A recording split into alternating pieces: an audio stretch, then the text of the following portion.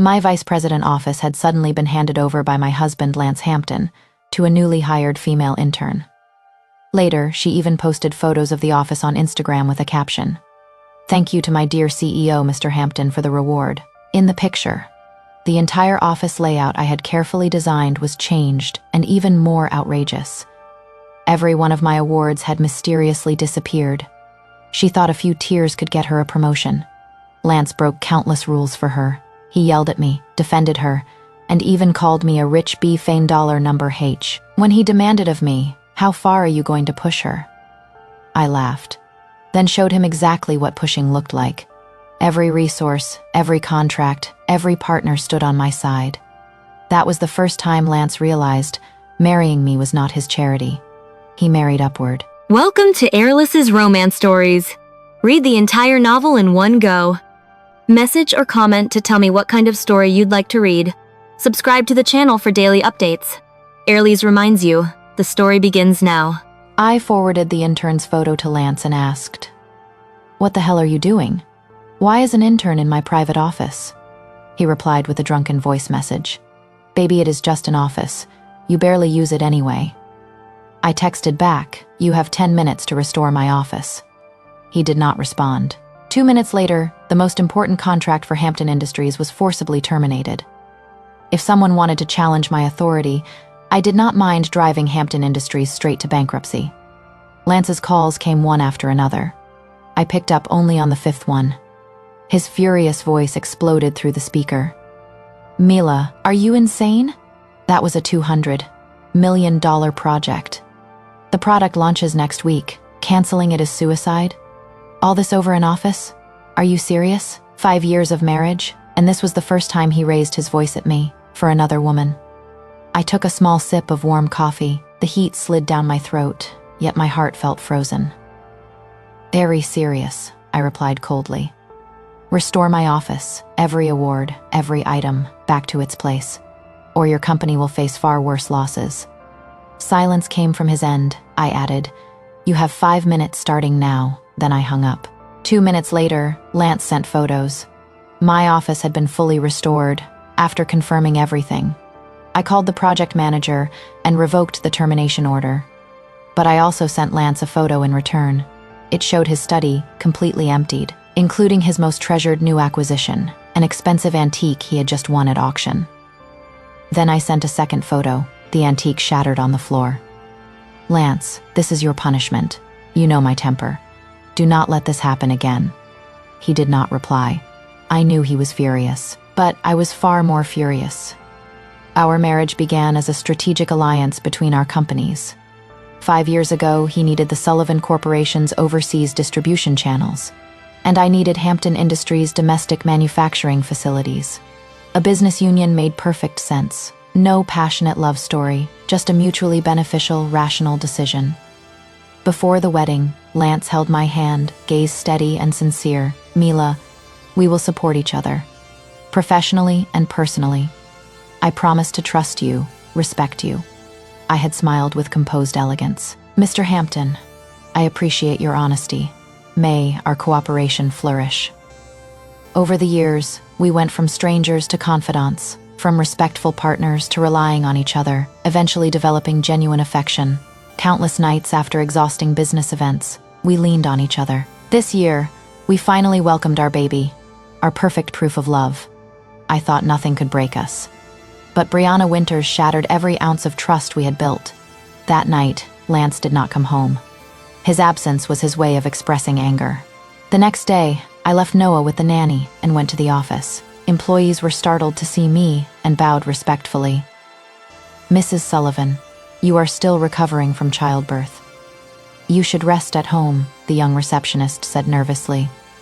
"I am just here to check on something," I replied, and headed straight to the executive floor. When the elevator doors opened, laughter drifted out from Lance's office. Through the half-open door, I saw Brianna sitting beside him.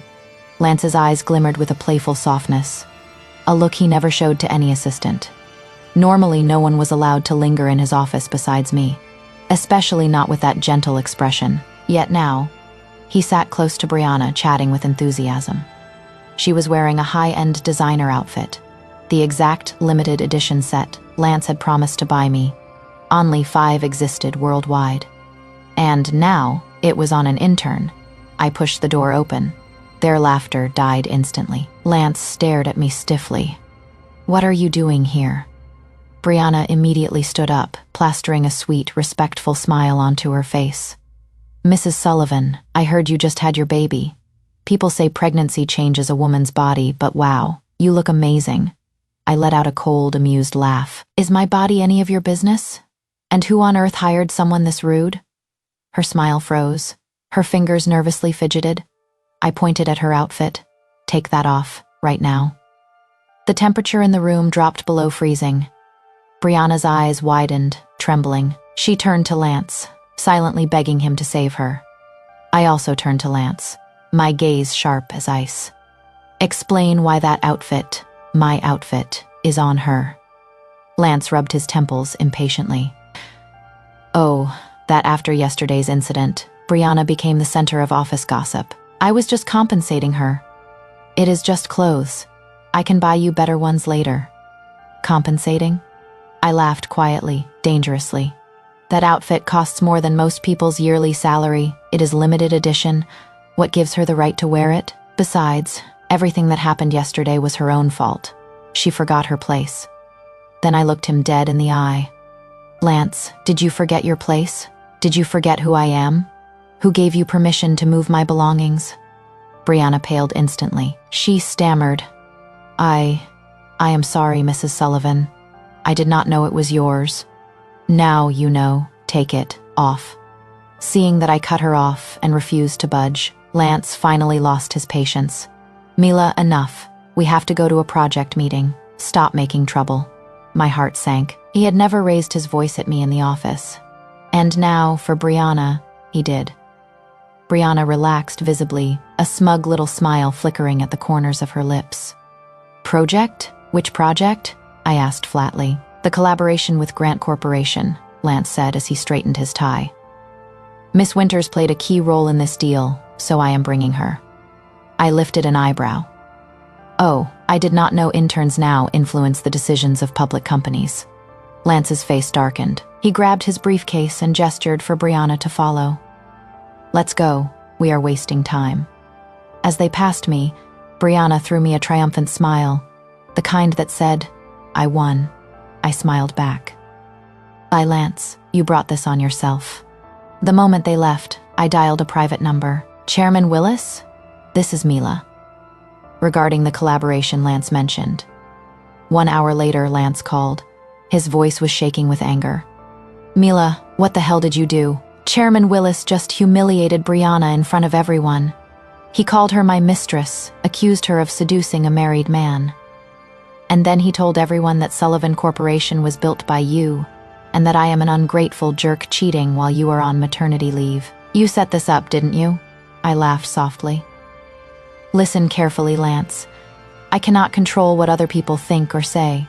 The truth has its own path. Apparently, others can see what you cannot." He shouted. Brianna cried her eyes out. "The deal fell apart. Are you happy now? Of course I am. Play stupid games, win stupid prizes." When I hung up, the fire in my chest slowly faded. Later, Josh Carter messaged me. "Mrs. Sullivan, Brianna's scandal is spreading like wildfire. When she came back to the office, everyone openly mocked her. They called her an ambitious, talentless snake trying to sleep her way up. Her desk items had been tossed into the trash, even as she cried hysterically, begging, 'You are all wrong. This is unfair.' No one listened. Who would side with an intern over the vice president? Colleagues swarmed like vultures around a dead body. I had seen the scene 1,000 times. Brianna was reaping what she sowed. A no-name intern with no connections and no skills, thinking she could seduce her way into upper management, laughable. Eventually, Brianna submitted her resignation. Since she was not even fully onboarded, HR stamped approved instantly. She had only herself to blame. As for Lance, that evening, he managed to salvage some of the damage with Grant Corporation. But when he learned Brianna had resigned, his expression turned stormy. That night, when he returned home, I was humming a lullaby to Noah, our chubby little boy. His eyes and nose, exactly like Lance's, slept peacefully in my arms. Lance stood by the nursery door, voice low but full of suppressed rage. Brianna did nothing wrong. She was just a hard-working girl, and because of your jealousy, she lost her job and her reputation. My God, Mila, you rich buffet dollar number heads need to have some damn boundaries. I shot him a deadly glare, signaling him to shut up. Only when I gently placed Noah into his crib and closed the door behind us did I unleash myself. Lance, let me make one thing very clear. I did not order anyone to bully or fire your precious daughter, Brianna. Even though I tried not to care, his blatant distrust cut into me like a knife. Be honest with yourself. How many rules did you break for her? How many lines did you cross? Your favoritism made her think she could take what is not hers. Lance snapped. Nothing is going on between me and Brianna. Bull dollar number at, I exploded. Then why the hell did you give her my clothes? Why did you let her move into your office like she owned it? Your last assistant could not even bring a chair into your office without you losing it. But for Brianna, you would bend over backwards. You glared at me, your wife who just gave birth to your son, all because of her. I lifted my chin slightly. Let me be crystal clear, Lance. Yes, I care about you. Otherwise, I would not have married you, or had your child. But you know damn well, I will not tolerate even the slightest betrayal, not now, not ever, if you dare cross that line. Even in a glance or a thought, I will find my son a father who actually respects his wife. Lance's face went sheet white. He stormed off to the guest room. I knew this storm would pass. By tomorrow, we would make up, just like always. Except this time. We were fighting because of another woman, and I swore it would be the last time. The next morning, Lance's phone rang early. Brianna's name flashed across the screen. He hesitated before answering. Her voice came through in broken sobs. Mr. Hampton. I do not know what to do. Stop crying, breathe. Tell me what happened, Lance said gently. I am being cyberbullied. My photos are everywhere. People are calling me a homewrecker, saying I seduced a married man. I am so scared, I cannot even leave my apartment. Her voice trembled violently. The perfect picture of a damsel in distress. Lance shot me a deadly glare. Stay where you are. I will take care of this. News about Brianna, betraying me, had spread through our circle. Even without my direct orders, our business partners would attack her just to please me. I had checked the online situation myself earlier. Nowhere near as bad as she claimed, but she played the pitiful victim card well enough to trigger Lance's protective instinct. The moment he hung up, his fury detonated. He slammed his phone on the table. What the hell do you want, Mila? Brianna already left the company. She is distancing herself from us. Why are you still going after her? When did you become so vindictive? Just because you are the CEO's wife does not mean you can destroy someone's life. I slammed the bowl on the table. Lance, for the last time, I did nothing. Everyone knows she angered me. Who else would do something like this except you? I stared at him in disbelief. Are you kidding me? In all these years, have I ever denied what I've done? You are interrogating your own wife over a no-name intern. She has you wrapped around her damn finger. Lance went pale with rage and stormed out, slamming the door so hard the wall shook. I calmly wiped my mouth and watched him leave with a feeling that could only be described as disappointment. That afternoon, while scrolling through social media, I noticed something strange. The flood of Brianna's negative posts had suddenly vanished. Instead, an official statement from Hampton Industries appeared.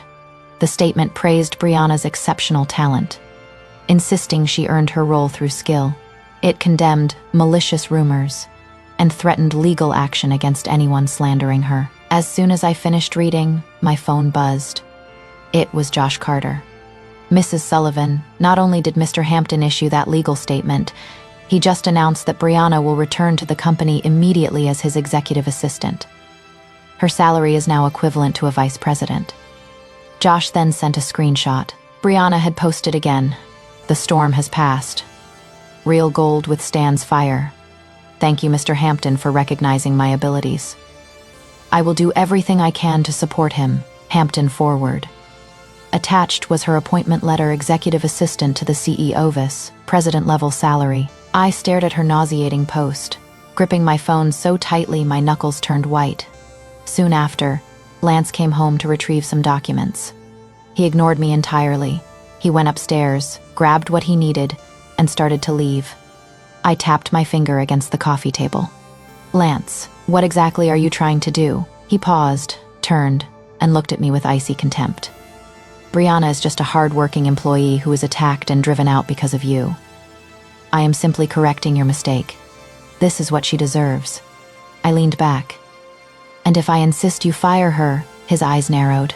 "Try it. For years, I have given you respect as my wife and tolerated your abuses of power. I am done with your bullshit. I will not sacrifice Brianna, and I will not let you run wild anymore." He slammed the door behind him. The sound echoed through our mansion, and with it, the last shred of trust between us shattered. Our 5-year marriage, built on mutual respect, collapsed because of a woman who had been in our lives for barely 2 weeks. I sat on the sofa, anger and disappointment swirling inside me. The glass in my hand shattered. Blood dripped down my palm. I forced myself to stay calm. If he chose Brianna, then he would pay for that choice. I grabbed my phone and dialed my private attorney. "Mason, prepare the divorce papers. Make sure the asset division gives me everything I am entitled to." He hesitated.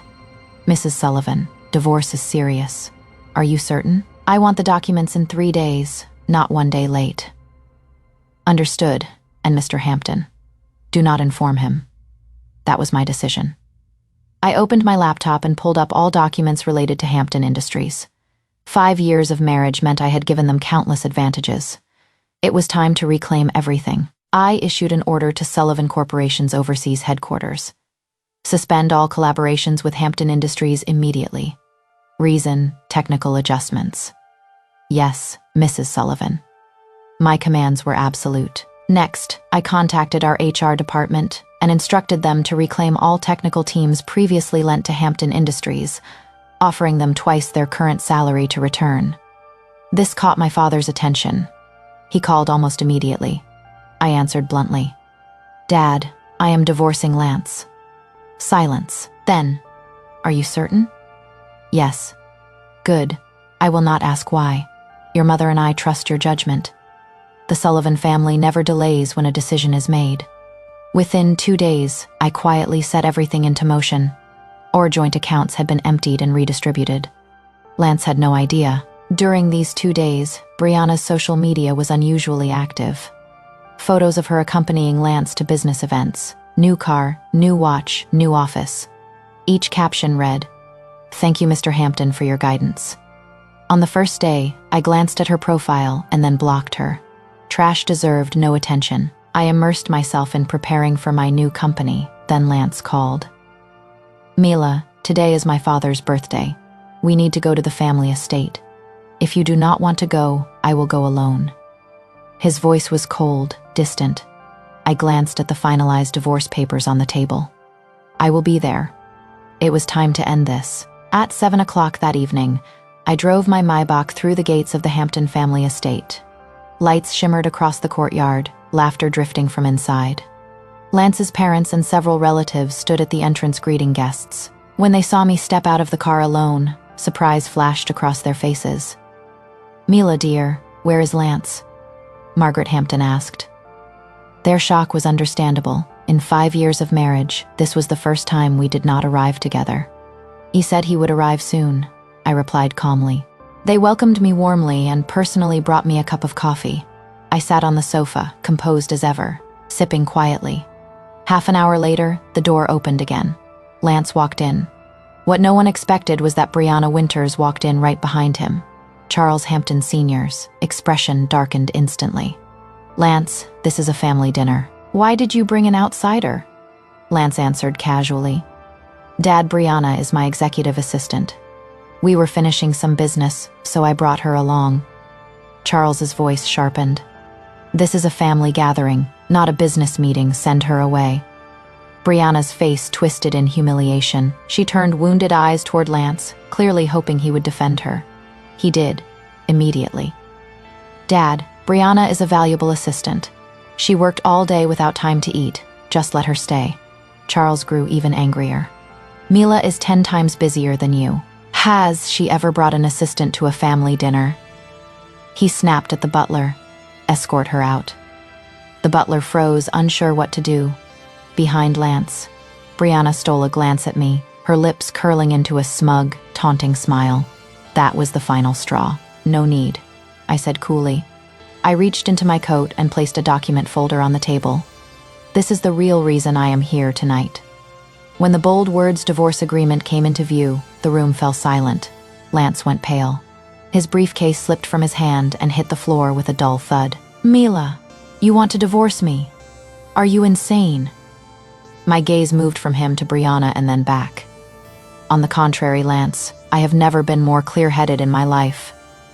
His parents immediately rushed forward. Mila, dear, this must be a misunderstanding. We can talk this out. You cannot make this decision while emotional. I cut them off politely, but firmly. There is nothing to talk about. My decision is final. Lance suddenly shouted, I am not signing. You are divorcing me over this. I stepped closer, looked him straight in the eyes. Lance Hampton, you know very well why. I warned you, I gave you a chance. You humiliated me for the sake of a woman who destroys families. You will not get a second chance. Shock rippled through the room. Lance stood frozen, refusing to sign. Margaret Hampton grabbed my arm, pleading, Mila, sweetie, calm down. We can fix this. Do not do anything rash. I gently pulled my arm away. I respect you, Mrs. Hampton, but this is non-negotiable. I turned back to Lance. If you refuse to sign, then I will see you in court. With that, I walked out, leaving behind chaos and a man who had finally realized what he had lost. 3 weeks later, I stood in my office looking out at the skyline. For the first time in months, I felt truly at ease. Josh entered with a folder, nearly bursting with excitement. Mrs. Sullivan, 30 more core employees from Hampton Industries have applied to join us. That brings our total to 100. Hampton's stock hit limit, down again this morning. 5 consecutive trading days. Multiple flagship projects are halted due to the talent drain. Rumors say Hampton Industries is near bankruptcy. I nodded. Everything was unfolding exactly as expected, without Sullivan Corporation's support or our technical teams. Hampton Industries was a fish out of water, gasping, struggling, waiting for the end. Josh continued, unable to hide the amusement in his voice. Also, Brianna had a massive Dunning-Kruger meltdown during an executive meeting. She suggested the company transform into a tech corporation. The plan failed in days. Hampton's internal structure was in shambles. I let out a cold laugh. An art major attempting to design a tech strategy? Her confidence is astonishing. Brianna had always been a hollow shell, no technical skills, no business sense. Lance had been blind to trust her with anything important. My phone buzzed. Lance again, his 15th missed call that day. I blocked his number without hesitation. I had no interest in explanations, apologies, or updates about his downfall. Rumor had it that after Hampton's stock plummeted, its projects failed, and its executives deserted the company. Lance finally woke up from his delusions and fired Brianna. But it was too late. The company's market value had already halved. Later that afternoon, I received a call from building security. Mrs. Sullivan, Mr. Hampton is downstairs requesting to see you. Your fuse. He said he will not leave unless he sees you. Then let him stand there, just ensure he does not cause trouble. I ended the call and continued working. He still did not understand. This was the end. That night, Josh texted. He stood in the lobby for 2 hours. Security eventually removed him. The next day, security called again. This time, it was Charles Hampton Sr. He wanted to see me. Out of respect for him and Margaret, I agreed. When he entered my office, he looked exhausted. Dark circles under his eyes, shoulders slumped. He spoke immediately. Mila, I know Lance made terrible mistakes, but he realized how wrong he was. Can you give him another chance?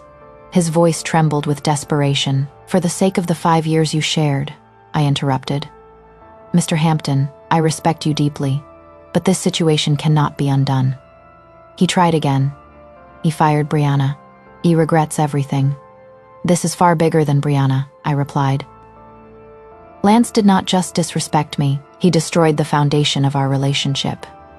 There are lines that, once crossed, can never be restored. If he refuses to sign the divorce papers, I will dismantle Hampton Industries completely. Charles's face fell. After a long silence, he nodded. I understand. I will make sure he signs. I will continue to care for Noah, I added. Your family may visit him any time.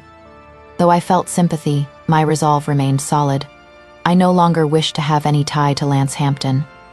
3 days later, the signed divorce papers were delivered to my desk. Night fell as I finished the last document for the day and stepped out of my office. Just outside the building, a disheveled figure caught my attention. Brianna Winters. 2 security guards were restraining her. Her clothes wrinkled, hair tangled, makeup smeared. The moment she saw me, she thrashed violently, nearly breaking free. Mila, she screamed. You did this. You ruined my life. You destroyed my career. You destroyed everything. I watched her like she was a pathetic farce, Brianna Winters. This name had once appeared alongside Lance Hampton's in various fashion magazines and business sections. Hailed as the youngest and most beautiful brand director of the Hampton Group, a rising star. Now she was being dragged by security guards downstairs at my office, like a madwoman. Her makeup ruined, her hair disheveled, her expensive suit crumpled like a rag. Mira! Her scream pierced the night, filled with a venomous madness. It was you did it. You ruined my life. The security guards clearly wanted to drag her away, but she struggled too fiercely, like a dying fish. You ruined my career. You ruined everything. I calmly walked down the steps, the sound of my high heels striking the ground, exceptionally clear in the silent air. I gestured for the security guards to loosen their grip a little, so as not to actually hurt her. I ruined you. I approached her, my voice low but clear enough for her to hear. Brianna, are you mistaken? Her chest heaved violently, her beautiful eyes now bloodshot, glaring at me. If you hadn't threatened to break up the Hamptons, I wouldn't have been fired. My projects, my team, everything. She screamed. You vicious woman. I smirked, feeling no anger, only a condescending weariness. Your projects? Your team? I tilted my head slightly, as if looking at a naive child. Those were built with Hampton's money, weren't they? Lance embezzled funds to create your so-called career, letting you enjoy glory that wasn't yours. Now, I'm just taking back what's rightfully mine. What's wrong with that? Brianna's face flushed instantly, as if I had struck her deepest, most painful secret. You're lying. Lance and I are truly in love. He loves me, not you, this haggard woman who only knows how to use her family background to bully others. Truly in love? I almost laughed out loud. Truly in love, so he made you his mistress while he was married. Truly in love, so when I decided to take everything back, he pushed you out as the first pawn. I took a step forward, closer to her, my voice lower, like a devil's whisper. Don't be silly, Brianna. You mean nothing to me. You're just one of Lance's many bad investments, the most expensive failure. And now he doesn't even have the capital to pay for this failure. These words were like a knife, piercing her heart precisely. The madness on her face faded, replaced by a desolate despair. She stopped struggling. Her body went limp, as if all her strength had been drained away. I glanced at the expensive lady's watch on her wrist, the one Lance had bought at auction last year, which appeared in her news photos the very next day. At that time, I naively thought he was just doing it for the company's public relations. It wasn't me who ruined you, I said, my tone returning to its cold calm. It was your own greed, and that man you truly loved. I stopped looking at her and turned to the security guard, saying, Please let her leave. I don't want to see her near my company again. With that, I walked straight to the parking lot. Her suppressed, collapsing sobs still faintly audible behind me. Those sobs didn't sway me in the slightest. She chose the road to hell herself.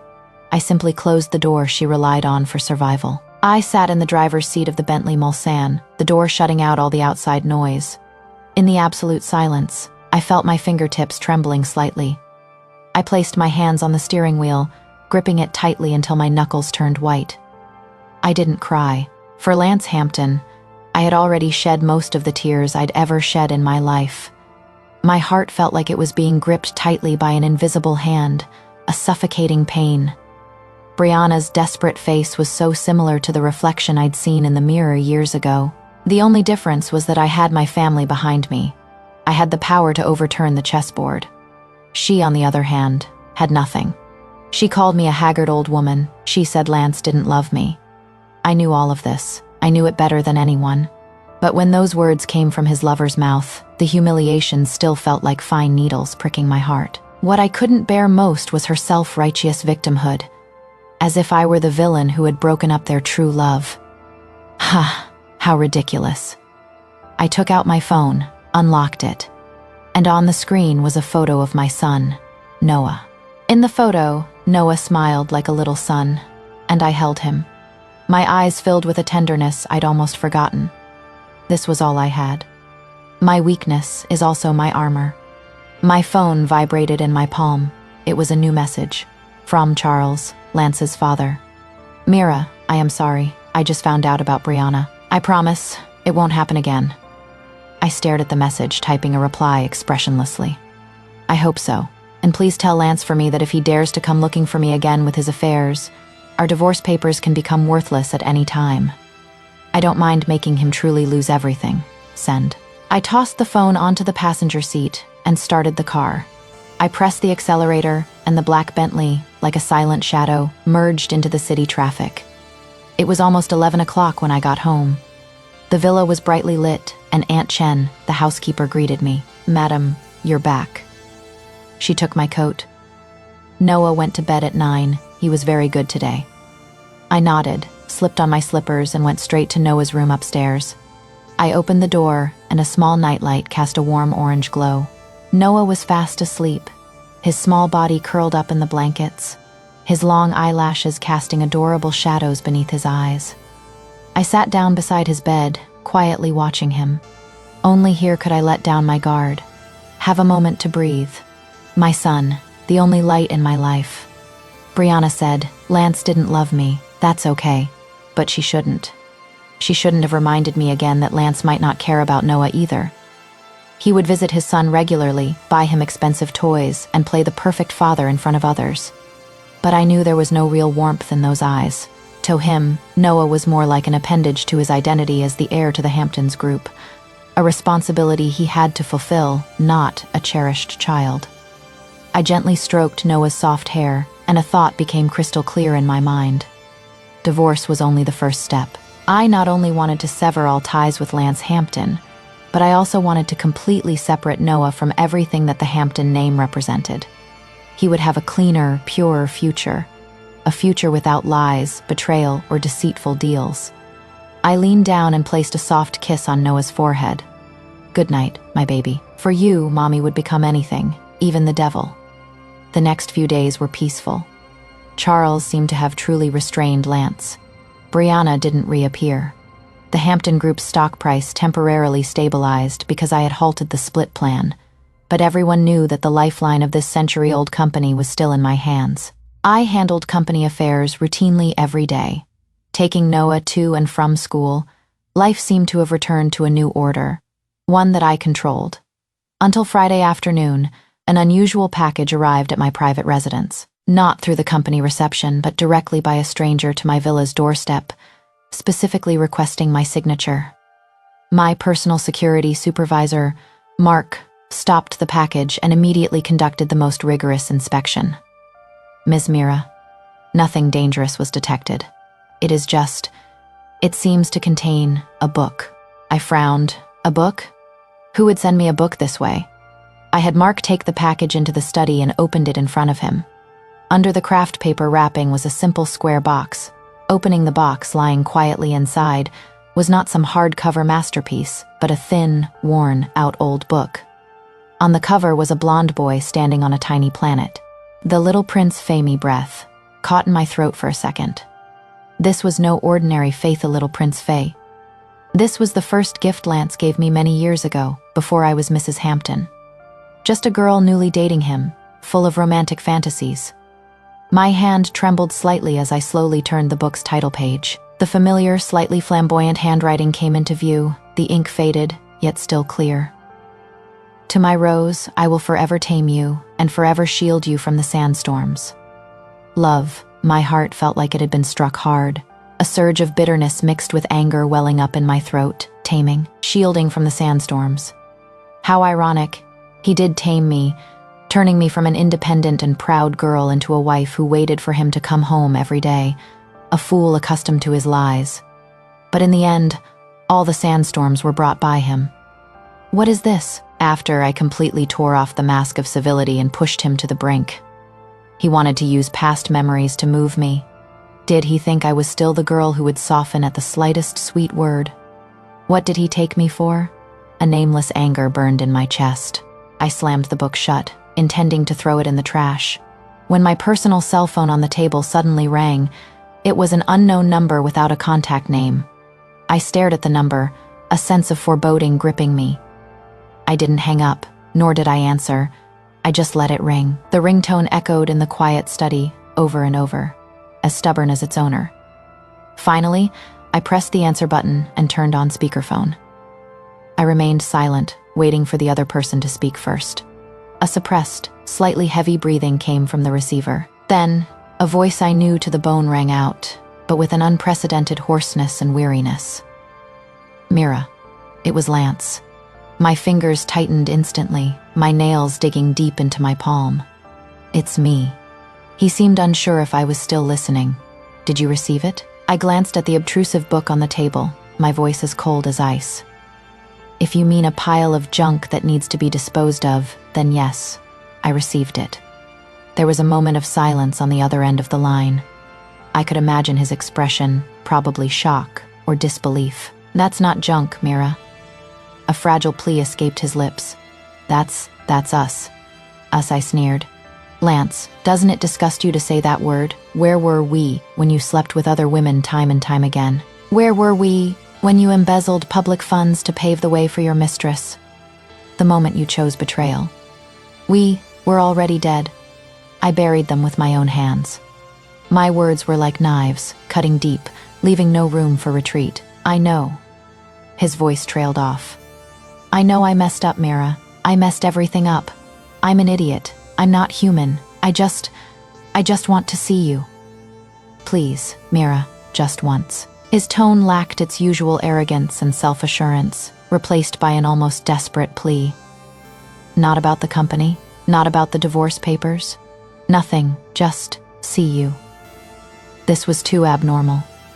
Who was Lance Hampton, a prodigy, arrogant to the core? He would never bow to anyone, let alone speak in such a pleading tone. What new trick was this? A feigned retreat? A plea for sympathy? Or, what had Charles done to him, stripped him of all power, finally forcing him to face reality? The information gap made it impossible for me to discern his true intentions. Reason screamed, hang up, block him, never give him another chance to disturb my peace of mind. But a curiosity tinged with hatred entwined me like a vine. I wanted to see with my own eyes what this man who had destroyed my love had become. Moreover, strategically speaking, seeing him might give me a clearer understanding of the Hampton family's current situation and their next move. Know yourself and know your enemy, and you will never be defeated. My brain raced, weighing the pros and cons. Ultimately, reason and strategic needs prevailed over pure emotion. Okay, I heard myself say in an extremely calm voice. There was a noticeable pause in breathing on the other end of the line. Tomorrow afternoon at 3 o'clock, come to my office. I set my rules. You come alone. I'll give you 15 minutes. Without waiting for his reply, I hung up. The world fell silent again. I looked at the book Faith the Little Prince Fay on the table. On the cover, the blonde boy was still alone, guarding his planet and his rose. I picked it up and walked step by step to the fireplace in the study. There was no fire in the fireplace, but I still threw it in without hesitation. The book landed on the cold ashes with a dull thud. Memories are the most useless things. They only become a solace for the weak and a stumbling block for the strong. I turned and walked to the huge French windows, looking out at my own garden. Lance, you want to see me fine. I'll show you how well I am doing without you, and just how ruthless I can be. The next afternoon at 2:50, my assistant called over the intercom. Miss Mira, Mr. Hampton has arrived, and is at the front desk. Have him come up, I ordered calmly. Hanging up, I tidied my desk, making sure there were no personal belongings, especially anything related to Noah. This was a negotiation, a battlefield. I couldn't expose any weaknesses that the other side could exploit. At 2:59, there was a knock on the office door. Come in. The door opened, and the person who walked in made my pupils contract almost imperceptibly. Lance Hampton. He was still Lance Hampton, wearing an expensive, bespoke suit, tall and handsome. But he was no longer the same Lance Hampton. In just a few days, he seemed to have lost his soul. The dark circles under his eyes were too heavy to conceal, and his eyes, which once shone with confidence and arrogance, were now dull and bloodshot. His stubble was unkempt, and his hair was somewhat disheveled, completely unlike his usual meticulous, elite appearance. He looked as if he hadn't slept for days and nights, utterly crushed by immense pressure and anxiety. He closed the door, and instead of walking over and sitting down opposite me as usual, he stood in the doorway looking at me somewhat awkwardly. His gaze was complex. There was guilt, regret, exhaustion, and a hint of fear I couldn't decipher. "You're here," I said, breaking the silence. My voice was devoid of emotion. "Sit down." He then mechanically walked to the chair opposite me and sat down, like a puppet on a string. "Would you like something to drink?" I asked politely. He shook his head. His lips moved as if he wanted to say something, but no sound came out.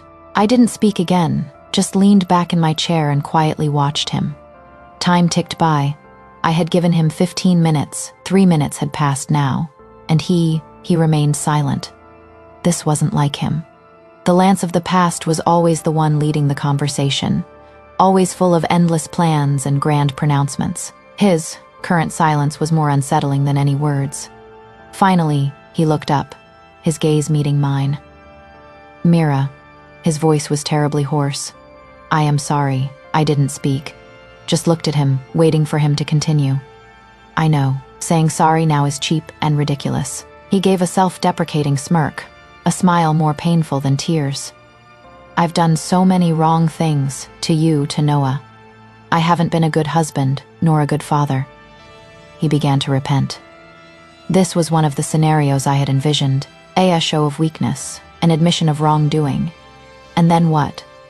Was he trying to soften my heart, to make me relinquish control of the Hamptons group? Or was he trying to salvage our marriage? I leaned forward, placing my hands clasped on the table. "Lance, you have 10 minutes left," I reminded him. "If you came here today just to spout this nonsense, you can leave." He was taken aback by my words, a hurt look flashing across his face. "I didn't," he pleaded urgently. "I didn't come to beg for your forgiveness. I know I don't deserve it." He took a deep breath, as if making a decision. "Can you give me another chance? You destroyed the foundation of our relationship. Some lines, once crossed, can never be repaired."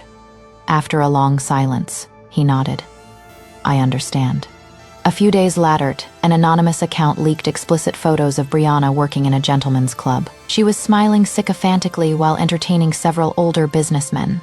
Then came surveillance footage, shoplifting, stealing, old chat logs showing how she scammed money from her ex-boyfriends in college. I had not ordered any of it. People eager to get into my good graces acted on their own. Charles Hampton Sr. used his influence to blacklist her across the entire industry. No company would hire a scandal-ridden intern with a history of theft. Eventually, she had no choice but to return to the club where she once worked. According to reports, she died less than a month later from overwork and illness. In the following 6 months after the divorce, I secured 3 major contracts. My company's value doubled, and my business flourished. Business Weekly named Entrepreneur of the Year. Meanwhile, with my father's guidance, Lance began the grueling task of rebuilding Hampton Industries. Sometimes I would see him on business news, no longer sharp and confident, but weary, worn, a man aged by regret. 3 years passed in the blink of an eye. My company became the industry leader. As a single CEO and mother, I became a desirable target for countless wealthy bachelors. But my heart stayed committed to one thing, my work, and my son, Noah. Since the divorce, I had not considered romance again. Noah was now 4, bright, energetic, and with a smile identical to mine. After the divorce, I devoted most of my free time to him, personally taking him to and from kindergarten every day. I even set up a special corner in my office filled with his toys and drawings, so he could visit any time. One afternoon, while he colored on my office rug, he suddenly looked up. "Mommy, when is Daddy coming to see me?" I checked my calendar. "The day after tomorrow. It is your birthday. Daddy will bring you a gift." According to the divorce agreement, Lance could see Noah twice a month, each visit no more than 3 hours. In 3 years, he had never missed a visit. No matter how busy, he appeared on time, with thoughtful gifts, desperately trying to make up for the past. Though I harbored resentment toward him, I never blocked his time with Noah. For Noah's growth, I maintained that connection. Over these years, under Lance's determined efforts, Hampton Industries slowly recovered. Smaller than before, but stable again. Occasionally, we would meet at business events, a polite nod, nothing more. On Noah's 4th birthday, I hosted a small birthday party at home with his friends and our nanny. That afternoon, the doorbell rang. I opened the door to find Lance standing there, holding a large gift box for his birthday. He said simply. I nodded and accepted it. "I will return in 3 hours." He nodded, watching me with a look that lingered, a mix of longing, regret, and something unspoken. Over the past 3 years, he had tried various ways to reconnect. At business events, he would mention our past fondly. After his visits with Noah, he often lingered, looking for reasons to talk. He even asked mutual friends to tell me that he still loved me, that he wanted a second chance. I rejected every attempt. Some things, once shattered, can never be restored. My present life was full, successful career, a healthy son, a peaceful, satisfying routine. Compared to our marriage before, I lived more freely, more truthfully, more myself. 3 years of independence had taught me something invaluable. Freedom feels better than any promise of love. I no longer lived in Lance's shadow, no longer watered a marriage that had withered long before Brianna arrived, no longer tied my worth to a man's loyalty or lack thereof. That evening, as the children ran through the living room laughing, Noah tore open the gift Lance brought. A beautifully crafted model airplane set. His eyes sparkled. "Mommy, look, Daddy always knows what I like." I smiled softly and patted his head. Yes, he knows. Because despite everything, Lance had always been a good father. Later, after the party ended and Noah fell asleep, I stepped out to the balcony, watching the night skyline. My phone buzzed. A message from an unknown number. "Thank you for letting me be part of Noah's birthday. He is my greatest gift. I hope someday you can forgive me." Lance, I stared at the message for a long moment. 3 years ago, his words would have made my heart twist. Now, they felt like wind brushing past my cheek, soft, fleeting, gone. I typed a simple reply, "Focus on being a good father," then blocked the number. I had no more space in my life for the past. When I returned inside, Noah was curled up on the couch with his blanket, sleepy eyes blinking at me. "Mommy, will you stay with me forever?" I lifted him into my arms and kissed his forehead. Forever and always. He wrapped his tiny arms around my neck and whispered, "You are the best mommy in the world." And in that moment, under the warm golden lights of our quiet home, I realized I had not lost anything. I had gained everything: a thriving career, a peaceful heart, a future that belonged only to me, and a son who loved me unconditionally. As I carried Noah to his room and tucked him into bed, I whispered back, "And you are the best thing that ever happened to me." I closed the door gently behind me, feeling a profound sense of completion. The past was over, the wounds had healed, the storm had passed, and what remained was a woman reborn, strong, whole, and utterly free. Mila Sullivan, CEO, mother, unbreakable, the end.